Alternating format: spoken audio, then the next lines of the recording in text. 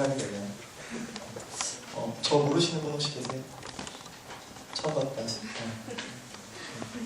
저는 온누리교회에서 작년까지 중등부를 맡고 잠깐 한 6개월 정도 청년의 찬양인도도 맡았던 윤수 전도사라고 합니다. 네, 오늘 특별히 설교할 수 있는 기회를 주셔서 여러분과 귀한 말씀을 나누게 됐어요. 좀 아이러니하게 제가 다음 주에 이 교회를 사임해요. 그만둬요. 그래서 오늘이 마지막 고별 설교예요. 네, 이렇게 얘기하면 좀 말씀 은혜가 덜해도 좀 짠하게 다루시겠죠? 어떤 말씀을 전할까 하다가 제 인생 여러분과 같은 시기에 이 말씀을 가지고 고민하고 은혜를 받고 방향을 전하였던 그 말씀을 전하기도 하고 나누기도 했으면 좋겠다 해서 이 자리에 올라왔어요. 먼저 좀 개인적인 얘기지만 왜 교회를 그만두는지에 대해서 나누고 싶어요. 왜냐면 제가 했던 고민, 제가 내린 결정이 제가 청년이기 때문에 했던 고민이고 청년이기 때문에 했던 결정이기 때문이에요. 제가 31살이에요. 안 그래 보이죠? 네. 키가 작아서 그래요. 나이가 31살인데 인생을 계속 살아오면서 뭔가 아쉬운 점이 하나 있었어요. 예수 믿는 사람은 오늘 죽어도 후회가 없어야 되잖아요. 제가 살면서 웬만한 것들은 다 하고 싶은 걸 해봤는데 딱 한 가지 못 해본 게 있는데 그게 바로 외국에서 살아보는 거예요. 더 많은 사람들과 부딪히면서 공부하고 싶은 욕심은 없어요. 제가 머리가 나쁘다는 걸 알기 때문에 어디 가서 외국어로 공부를 할 욕심은 없는데 좀 많은 사람들을 만나보고 그들이 만난 하나님을 나누고 싶은 욕심이 있었어요. 근데 이게 여러분 알지만 외국 나가서 사는 게 쉬운 게 아니잖아요. 그래서 못하고 있었어요. 계속 미루고 있었는데 시간이 지나도 이 마음이 사라지지 않는 거예요. 그래서 작년 말에 결정해서 나가기로 했어요. 3월 15일 프랑스로 떠나요. 이렇게 말하니까 되게 멋있어 보이죠? 사실 거지같이 가는 거예요. 힘들게. 근데 왜 이 얘기를 나누냐? 왜 나이 30살을 먹고 지금 누리고 있는, 지금 이뤄놓은 많은 것들을 포기하고 떠나게 되었느냐? 제가 24살에 군대를 졸업하고 25살에 대학을 복학했어요. 그때 돈을 되게 잘 버는 우리 이모가 있어요. 별로 안 친한데. 그 이모가 우리 엄마한테 한 가지 제안을 했어요. 뭐냐면 자기가 한 달에 2,000불, 200만 원씩 대줄 테니까 윤수를, 저를 미국에 유학 보내자는 거예요. 엄청나죠? 자기 자식도 아닌데. 왜냐면 우리 이모는 사업을 하는데 결혼도 안 하고 자녀도 없어요. 돈이 많이 남죠. 쓸 데가 없죠. 그러니까 조카에게 투자하고 싶고 키우고 싶었던 거예요. 근데 우리 엄마는 오케이 했어요. 누가 거절했을까요? 제가 거절했어요. 왜 그랬을까요? 영어 공부가 자신이 없었어요. 두려웠어요. 25살 나이에 뭔가를 또 시작하는 게 되게 두려웠어요. 지금까지 그냥 내가 가지고 있는 것으로 잘 먹고 잘 살았는데 굳이 어려운 나라에 가서 힘들게 살고 싶지가 않았어요. 그래서 거절했죠. 그리고 몇 년 후에 했냐면 5년 후에 했어요. 30살이 됐어요. 30살 아침에 30살 새벽에 목사님들하고 새벽마다 수요일 금요일 축구를 했어요.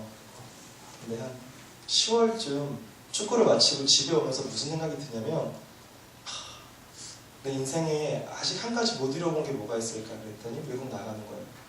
한번 해볼까 말까, 한번 해볼까 말까, 하자니 너무 많은 걸 포기하고 안 하자니 평생 후회할 것 같고. 그때 무슨 생각이 들었냐면 5년 전에 내가 공부를 시작했으면 5년 후인 지금 뭐라도 할 텐데. 그러고 나서 뭘 생각해봤냐면 35살에 나는 무슨 모습일까. 그때 어떤 생각이 들었냐면 내가 지금 시작하지 않으면 35살에 무슨 얘기를 또 해요? 30살이라도 시작할 걸. 제 지금 소망은 지금 뭔가를 시작하면 35살에 뭐라도 하지 않을까 해서 떠나게 되는 거예요. 왜 말씀을 나누기 전에 이 얘기를 드려서 이렇게 분위기가 이상해졌냐? 여러분 가운데 혹시 나는 이미 늦었어. 내가 가지고 있는 재주로, 내가 가지고 있는 환경으로 무언가에 도전하기에 나는 너무 늦고 부족한 것 같아라고 느낀다면 그러지 말라는 거예요. 늦지 않았어요. 제가 31살에 도전해요. 여러분은 저보다 훨씬 어린 분도 계시죠. 물론 저보다 많은 형님들은 고민을 더 해보세요. 거기까지 제가 모르겠는데 저보다 나보다 어리고 25살 이하면 지금 시작하면 30살에 뭐라도 할 수 있어요. 예를 들면 지금 붕어빵 장사 시작하면 30살에 우리나라에서 붕어빵을 제일 빨리 굽는 사람이 될 수도 있어요. 어쨌든 그 분야의 탑이 될 수 있다는 거. 지금 피아노를 치기 시작해요. 난 피아노 하나도 칠 줄 모르는데 그러면 5년 뒤에는 여러분이 적어도 교회에서 남 부끄럽지 않게 피아노를 칠 수 있어요. 이건 제가 확신해요. 아주 재능이 없는 사람 빼고 제가 농구선수가 되겠다 그런 꿈만 알고 있어요. 결혼하겠다는 꿈을 꿔야죠. 이 얘기를 같이 나누고 말씀을 시작하고 싶습니다. 제 얘기 좀 공감이 되세요? 되시는 분들은 또 집에 가서 많은 고민하시네요. 오늘 말씀의 제목을 한번 크게 읽어볼까요? 시작! 오늘 본문 말씀을 같이 읽어보겠습니다. 제 리모컨이 안 먹네요. 하나 넘겨볼게요. 안 돼요. 기도는 아까 했어요. 이러시면 안 돼요. 이게 굉장히 기뻐서 왜 짠한 건데. 네, 고맙습니다. 또 안 되니까 뭐죠. 네. 같이 읽어보겠습니다. 교독해 할까요? 제가 먼저 한 절, 여러분이 한 절. 시작. 예수께서 대답하여 이르시되 어떤 사람이 예루살렘에서 여리고로 내려가다가 강도를 만나매 강도들이 그 옷을 벗기고 때려 거의 죽은 것을 버리고 갔더라.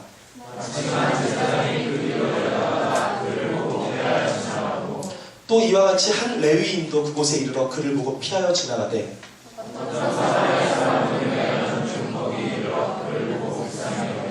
가까이 가서 기름과 포도주를 그 상처에 붓고 싸매고 자기 짐승에 태워 주막으로 데리고 가서 돌보아 주니라. 그 이튿날 그가 주막 주인에게 능력이 돈을 내어주되 이 사람을 돌보아주라. 기름이 거두면 내가 돌아올 때 바꾸리라 하였으니. 내 생각에는 이 세 사람 중에 누가 강도 만난 자의 이웃이 되겠느냐? 이르되 자기를 불쌍히다. 아멘. 1990년대에 전자기기를 만드는 유명한 세 회사가 있었어요. 아세요? 삼성, LG, 대우. 맞아. 누구요? 그래요? 삼성, LG, 대우. 근데 유독 이 회사 중에 한 회사가 앞서 나가기 시작했어요. 똑같은 제품을 만들어 파는데 실력은 비슷비슷해서요. 90년대. 어떤 회사인지 아세요? 삼성 아니에요. LG 아니에요. 대우가 내건 슬로건이 2개 있었어요. 첫 번째 기억하실 거예요. 탱크주의. 기억나세요? 탱크주의. 우린 제품을 탱크처럼 만들어서 네가 우리 테레비를 사가지고 바닥에 던져도 전기 꼽으면 나오게 만들겠다. 두 번째는 뭔지 아세요? 혹시 기억하시는지 모르겠는데 이런 문구 들어보셨어요? 또 안 해주는. 네, 다시 읽어볼까요? 시작. 대우전자의 서비스팀이 새로운 경영 전략을 내놔요. 우리는 지금까지 모든 회사가 제품을 잘 만들어서 고객이 이걸 딱 썼을 때 야, 참 좋다 라고 만족을 느끼겠다면 우리는 그 만족을 뛰어넘어서 제품을 딱 썼을 때 어쩜 이래? 라고 감동을 주겠다는 거예요. 제품으로도 감동을 주고 서비스로도 감동을 주고. 이 전략에 성공해서 대우가 굉장히 많은 매출을 올리고 곧 사라졌어요. IMF와 함께 조용히 사라져가지고 지금 조용히 있는데, 그들이 얘기했던 고객 만족을 넘어 고객 감동의 목표가, 이유가 뭐였냐면 사람이 감동을 느끼면 움직인다는 거예요. 살려는 마음이 없어도, 이 제품을 다시 구매하고 싶은 마음이 없어도 우리의 서비스를 한번 받아보면, 우리의 제품을 한번 써보면 감동을 받게 되고, 감동을 받은 사람들은 움직여서 그 제품을 사고 사용한다는 거예요. 감동은 마음을 움직이고 마음은 사람을 움직인다. 참 맞는 얘기 같아요. 저는 좀 부끄러운 얘기지만 어디 가서 기부를 잘 안 해요. 헌금도 많이 못해요. 경제가 어려우니까. 근데 어떤 때 헌금을 좀 많이 하냐면 누가 와서 간증을 하거나 발표를 했는데 너무 은혜가 될 때가 있어요. 그런 적 없으세요 다들? 누가 나와서 찬양을 특송을 했는데 너무 은혜가 되면 내가 가지고 있던 지갑에 있는 돈을 다 내서 헌금을 하거나 내가 가지고 있는 모든 걸 다 드리는 경우가 좀 있어요. 이유가 뭐예요? 난 그 사람에 대해 잘 알지도 못하는데 감동받았기 때문에. 물론 집에 와서 굉장히 후회하죠. 후드티 살라 그랬는데 내년에 사야겠다 막 이러면서. 감동은 사람을 설득하거나 이해시키는 게 아니에요. 야, 이게 이러이러하니까 이러이러해. 그럼 그래 가슴이 막 이런 게 아니라 무언가 내가 설명할 수 없는, 내가 알 수 없는 그 무언가가 내 가슴에 와서 닿아서 나도 모르게 가슴이 출렁출렁 거릴 때 감동을 받는 것 같다. 근데 이게 의도할 때도 있고 의도하지 않을 때도 있는데 참 재밌는 일이 있어요. 제가 교회를 그만둔다고 하니까 12월 25일 마지막 주에 우리 중등부, 제가 맡았던 중등부 선생님들과 아이들이 정말 아름다운 꽃다발 하나를 선물해줬어요. 딱 보기에는 되게 비싸 보여요. 그래서 그 꽃다발을 갖고 집으로 갔어요. 근데 우리 엄마는 내가 1월에 그만두는 걸 알았으니까 그 12월 25일이 마지막 주가 아니라는 걸 알잖아요. 근데 딱 들어갔는데 엄마가 나를 보자마자 내 손에 꽃다발을 보고 세상에 막 울먹울먹거리시는 거예요. 그래서 엄마가 왜 그러시나 했더니 엄마는 내가 크리스마스라서 엄마를 위해 꽃다발을 사온 줄 아는 거예요. 근데 엄마가, 나는 솔직히 거짓말 안 했어요. 난 그냥 이렇게 들고 엄마 왔어 이렇게 들어가는데 엄마 어머 얘 왜 이래 이러시면서 꽃다발을 뺏었는데 내가 차다 거기다 대고 아들 된 돈이로서 엄마 거 아니라고 얘기를 못했어요. 그래서 그 꽃다발을 엄마가 가져가는 거 보고 차마 전도사니까 거짓말을 못하고 엄마 뭐 그리고 TV를 봤는데 엄마가 이거 뭐야 왜 이렇게 좋은 거야. 그래서 내가 옷을 벗으면서 아이 뭐 그치 뭐. 그래서 그 다음날 우리 집이 밖에 나가서 셋이서 오리고기를 먹었어요. 물론 돈은 엄마가 냈죠. 나는 그럼 엄마가 이해가 안 돼요. 그 꽃다발 하나가 뭐라고. 저기 먹을 수도 없어요. 돈도 안 되고 팔 수도 없어요. 그죠? 두면 어떻게 해요? 썩어서 버려야 돼요. 근데 우리 엄마 그 꽃다발에 감동을 받아서 자기 주머니 열어서 8만 원짜리 오리고기를 사줬어요. 덩달아 우리 아빠까지. 이해가 안 되죠. 왜 그럴까요? 우리 엄마가 왜 그렇게 움직여서 자기 돈을 써서 나한테 오리고기를 먹였을까요? 감동받았기 때문에. 내가 의도했건 의도하지 않고. 감동은 뭐에서 오냐면 그것이 선물이 됐건 말 한마디가 됐건 누군가의 만남이 됐건 진심이 담겨있는 의미가 있는 그 무언가 때문에 일어나요. 꿈, 장래희망 다 있으세요? 없으세요? 저한테는 있어요. 있었어요. 첫 번째는 버스 운전기사였어요. 저는 시골에서 좀 어렵게 자라서 저희는 차가 많이 없었는데 처음에 태어나서 한 6살 때인가 버스를 처음 봤는데 세상에 그렇게 멋있는 게 어딘 거야. 내가 나중에 크면 저걸 가져야겠다. 그래서 꿈이 되게 오랫동안 버스기사였어요. 초등학교 4학년 때까지. 유치원에서 장래희망 적어내라 그러면 보통 3가지예요. 아세요? 남자애들은? 네? 아니요. 무슨 소리예요. 대통령, 과학자, 경찰관. 그죠?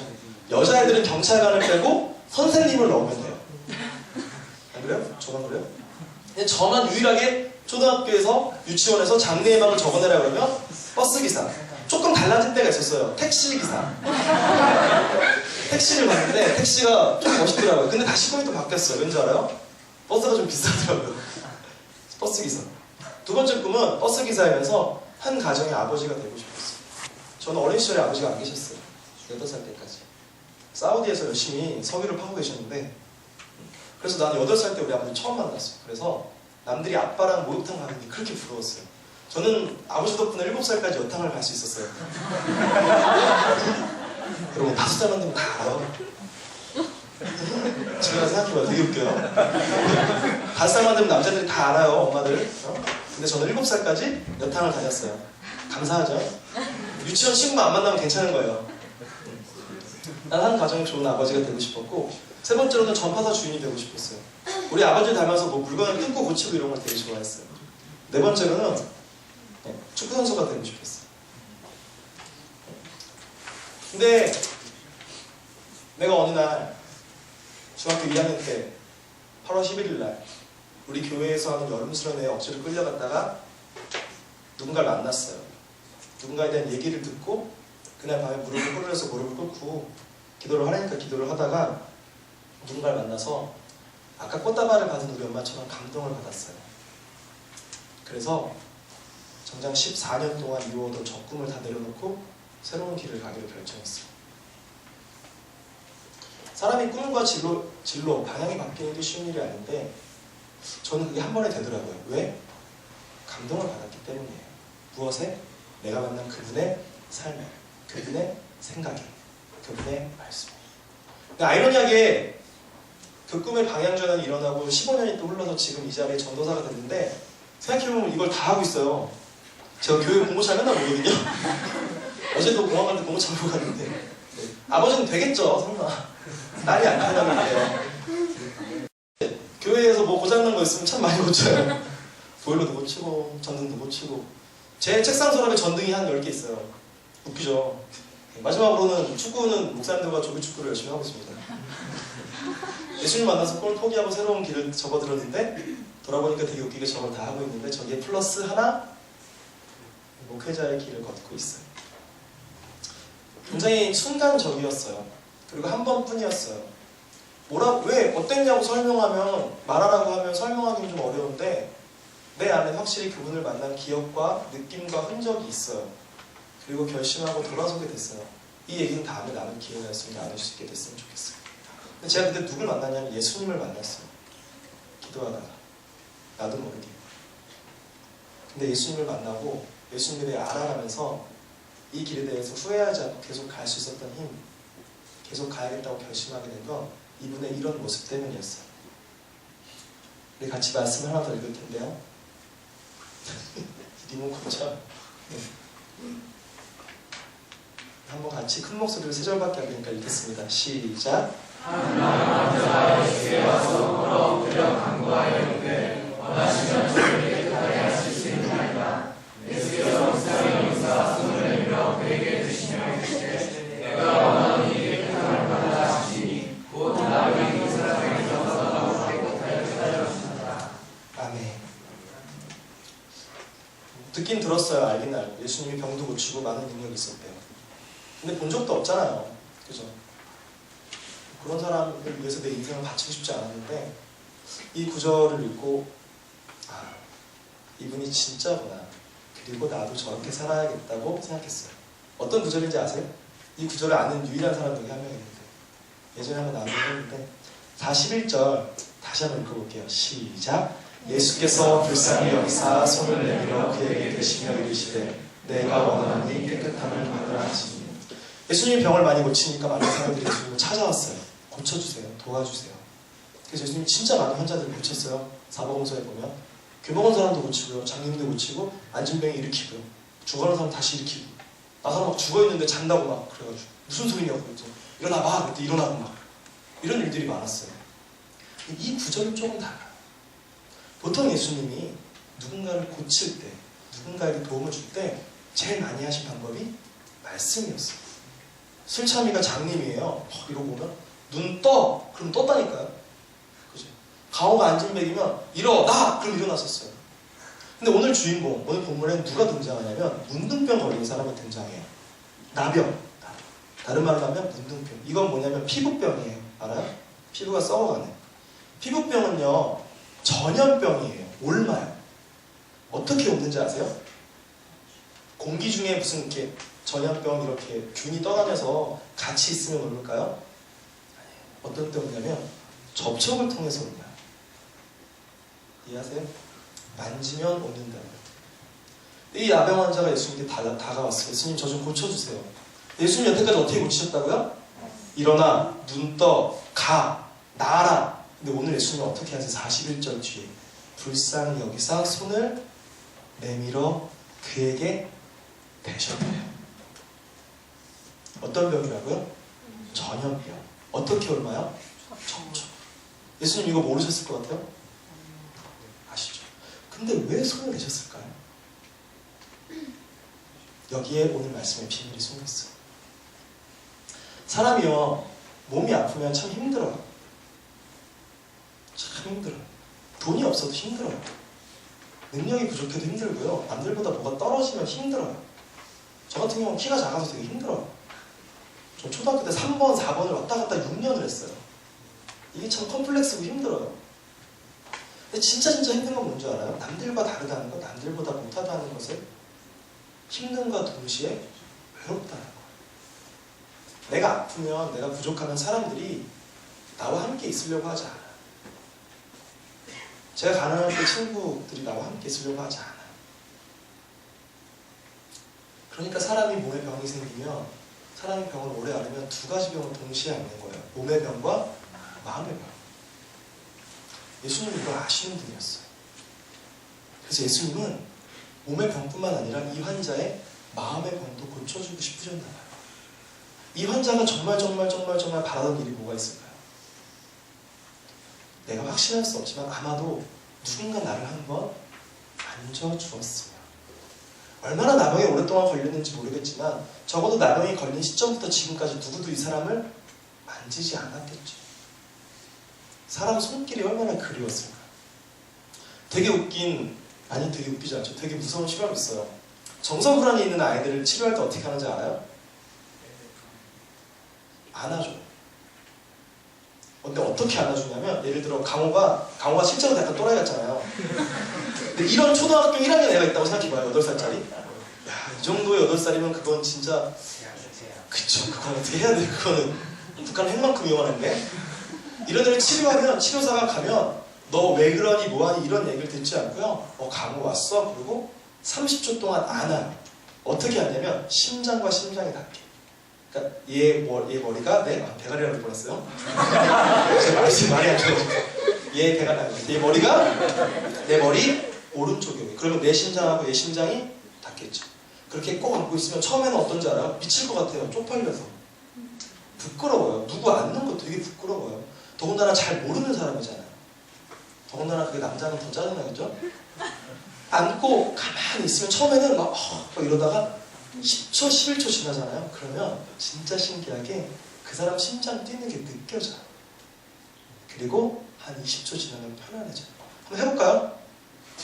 옆에 어제 앉으신 분들은 굉장히 좋아하시는 것 같아요. 네. 근데 실제로 효과가 있어요. 요즘 애들의 정서불안은 다 이 접촉이 없기 때문이거든요. 그렇게 하면 애들이 고쳐줘요. 뭔가 약을 쓰거나 그럴 필요 없어요. 얼마나 외로웠을까요? 누구도 만져주지 않고 누구도 다가오지 않았는데. 근데 유일하게 누가 다가가서 그에게 손을 대었어요? 예수님. 아마 그 사람은 병을 고쳤다는, 내 몸이 깨끗해졌다는 그 사실보다 누군가 나에게 다가와 만져줬다는 사실이 더 기쁘고 감동적이었을지 몰라요. 그래서 이 사람이 어떻게 됐을까요? 평생 예수님을 따라가죠. 곧 나병이 그 사람에게서 떠나가고 깨끗하여지고, 곧 마음의 상처가 그 사람에게서 떠나가요 깨끗하여졌겠죠. 나는 이런 예수님을 봤어요. 말씀 속에서. 그리고 이런 예수님을 만났어요. 그리고 결심했어요. 이렇게 살아야겠다. 작은 예수처럼 예수님을 닮아서. 누군가를 도와주고 누군가에게 잘해주는 것 누구나 할 수 있어요. 조금만 손해보면. 하지만 거기서 한 걸음 더 나아가서 정말 그 사람에게 필요한 것이 무엇인지, 정말 그 사람에게 해주어야 될 것이 무엇인지를 할 수 있는 사람은 많지 않아요. 내가 알고 있기로 그런 사람들의 이름, 한 걸음 더 나아가서 몸의 상처뿐만 아니라 눈에 보이는 문제뿐만 아니라 보이지 않는 문제를 해결할 수 있는 사람들의 이름을 내가 알기로는 그리스도인이라고 해요. 아멘 안 하시는 건 동의를 안 한다는 얘기예요? 보살님이 하시는 건 아니겠죠? 남들이 보지 못하는 눈, 영적인 눈이죠. 마음의 눈을 가지고 마음의 상처를 치료하는 사람. 그 첫 번째 아름다운 분이 예수님이셨고 그 뒤를 따르는 것이 우리들 아니에요? 모든 그리스도는 어떻게 살아야 하는가? 저는 자신 있게 말합니다. 작은 예수처럼 예수님과 같이 살아가는 것. 하나님을 사랑하고 내 이웃을 내 몸과 같이 사랑하는 것. 남에게 감동을 주는 그 키워드, 그 핵심 요소는 뭐냐면 바로 예수님이 그러셨던 것처럼 사랑으로 한 걸음 더 나아가는 것이에요.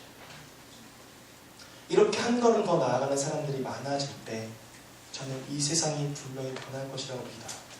그리고 저는 그 사실을 조금 더 살아내고 전하기 위해 전도사라는 직업을 선택해서 열심히 달리고 있어요. 목사님만 전도사님만 그렇게 사는 게 아니에요. 우리 모든 그리스도인은 예수님처럼 문둥병자에게 손을 내밀어 한 걸음 더 다가갈 수 있는 마음이 있어요. 저는 여러분이 청년의 때의 그 마음을 갖기를 원해요. 그리고 죽는 날까지, 마지막 숨 끊어지는 그날까지 이 마음으로 살아가시길 바라요.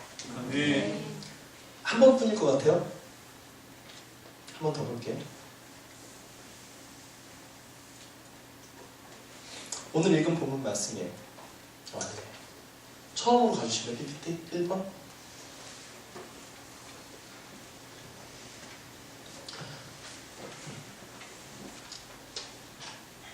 이 오늘 말씀 읽은 내용은 여러분 잘 아는 사마리아인에 대한 얘기예요. 간단하게 설명하면 어떤 사람이 길 가다 강도를 만났어요. 그래서 거의 죽을 뻔했대요. 죽기 직전인데 흔히 말해서 예수님 잘 믿는 두 사람이 지나가고 우리가 흔히 무시했던 어떤 한 사람이 그 사람을 도와주는 내용이에요. 다음에 어떤 사마리아 사람은 여행하는 중 거기에 이르러 그를 보고 불쌍히 여겼대요. 그리고 가까이 가서 기름과 포도주, 오늘날로 치면 반창고 붙여주고 빨간 약 발라준 거예요. 그 상처에 붓고 싸매고, 옛날엔 그게 치료약이었거든요. 자기 짐승에 태워서 주막으로 가서 돌보아 주라고 했어요. 자, 여기까지 볼까요? 세상에 안 바쁜 사람이 어딨어요, 그죠? 한가한 사람이 어딨어요? 어딜 가는 중이었대요. 사마리아 사람들 여행하는 중이었대요.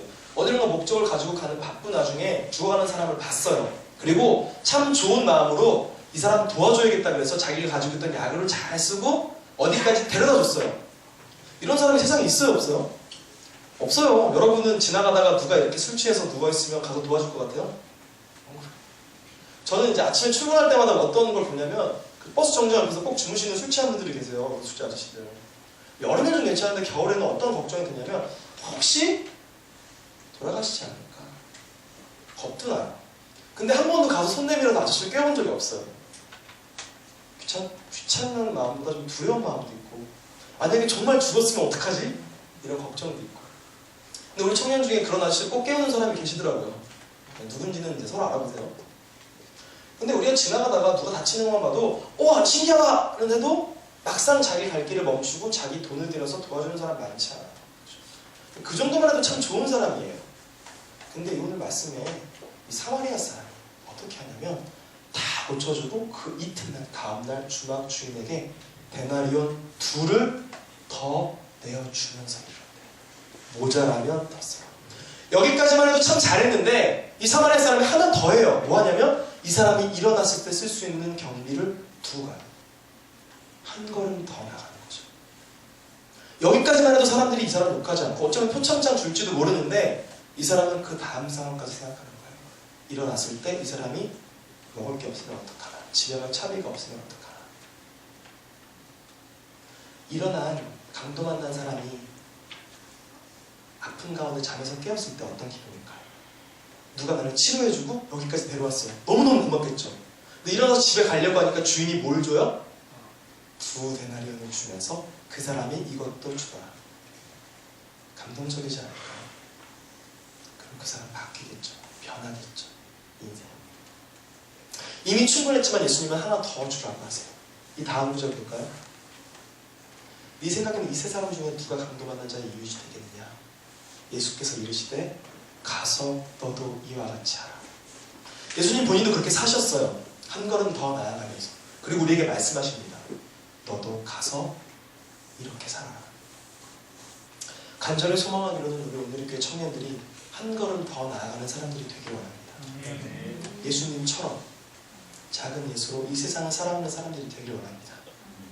그 한 걸음 더 나아가는 발걸음들이 사람을 감동시키고 세상을 감동시켜서 이 세상이 뒤집어지길 바랍니다. 이젠 더 이상 누구도 기독교를 손가락질하지 않고 교회를 욕하지 않는 세상이 오기를 바랍니다.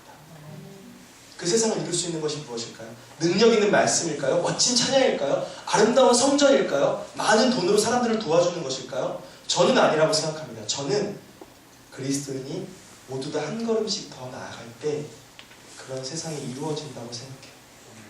그리고 하나님이 그런 세상을 원하신다고 생각해요. 더 많은 사람들이 모여서 예배를 드리고요. 더 많은 헌금을 해서 멋진 일을 하고요. 더 큰 소리로 찬양하고 너무너무 연주를 잘하고요. 잘생기고 옷 잘 입고 오고요. 잘 사고 복 받고. 하나님이 원하시는 것은 그런 것이 아니라 모든 나를 따르고 믿는 사람이 한 걸음 더 나아가길 원하실 것 같아요. 저는 그런 세상을 바라보고 꿈꾸러 나아갑니다. 그리고 우리가 그런 세상을 바라보고 꿈꾸러 나아갔으면 좋겠습니다. 그리고 모두가 그렇게 되었으면 좋겠습니다. 사람은 2가지 질문을 가지고 살아야 한다고 합니다. 정체성과 당위성. 나는 누구인가? 또 하나, 나는 어떻게 살아야 하는가? 무엇을 위해 살아야 하는가? 정체성. 나는 누구인가? 난 누구죠? 난 작은 예수예요. 당위성. 나는 왜 이렇게 살아야 되는가? 난 어떻게 살아야 하는가? 한 걸음 더 나아가며 살아야 합니다. 이 2가지 질문, 이 2가지 대답이 내 안에 흔들리지 않는다면 평생을 살아가면서 후회하지 않고 아파하지 않는 우리가 되지 않을까 싶습니다. 그리고 늘 그 한 걸음을 통해 하나님을 기쁘시게 하는 내 이웃에게 사랑을 전하는 우리가 될 거라고 믿습니다. 모든 그리스도인들이, 모든 청년들이 이 작은 예수가 되기를 소망합니다. 한 걸음 더 나아가기를 원합니다. 그 한 걸음 한 걸음을 통해 예수님을 닮아가기를 원합니다. 이것이 이 말씀이 오늘 저를 여기에 서 있게 한 말씀이고요. 마지막으로 오늘 이 교회를 떠나면서 여러분과 나누고 싶은 말씀입니다. 세상이 여러분을 유혹하고 손가락질할 겁니다. 그렇게 사는 건 병신 같은 거야. 찌질한 거야. 너 미친 거야. 그렇게 살지 마. 이렇게 조금만 하면 더 잘 살 수 있어. 하지만 여러분, 그런 소리에 귀를 기울이지 말고 한 걸음 더 사랑으로 내딛으세요. 그 삶이 훨씬 가치 있습니다. 예수님께서 그렇게 말씀하셨어요. 찬양가 나올까요? 저도 여러분 같은 청년의 때가 있었고요. 지금도 그 청년의 때를 살고 있습니다. 살면서 많은 고민들이 있고 많이 어려운 일들이 있는데 그때마다 흔들리고 어려울 때마다 이 말씀을 기억합니다. 저 나병 환자 걸린 사람이 2000년 전 옛날에 살았던 그 사람이 아니라 내 모습과 너무 똑같다고 느끼고 살고 있습니다. 나의 어려움, 나의 아픔을 아시고 한 걸음 더 다가오셔서 손님이시는 주님, 내가 만난 그 주님을 똑같이 전하는 우리가 되기를 소망합니다. 그 주님을 닮아가기 원합니다. 우리 이런 마음을 담아서 함께 찬양하러 나가겠습니다.